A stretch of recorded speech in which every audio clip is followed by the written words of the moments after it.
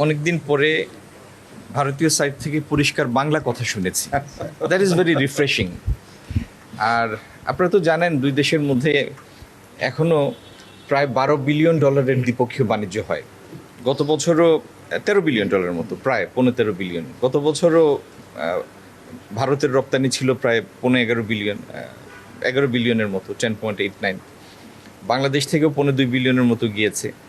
তো ইন্ডিয়ার সাথে আমাদের দ্বিপক্ষীয় বাণিজ্য আমাদের বাণিজ্যিক অংশীদারদের মধ্যে দ্বিতীয় বৃহত্তম, চীনের পরে।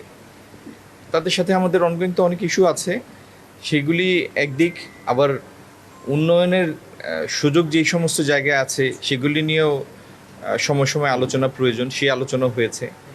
ওনারা ল্যান্ড বর্ডারগুলি পুরোপুরি ফাংশনাল করা, আপনার বর্ডার হাটগুলি পুনরায় চালু করা, তারপরে ল্যান্ড বর্ডার দিয়ে সুতা আমদানি যেটা এখন প্রহিবিটেড সেটাকে আবার পুনরায় চালু করা, সাবরুম এবং আরও দুই একটা রাস্তার ব্যাপারে তাদের আমাদের নজরে এনেছেন।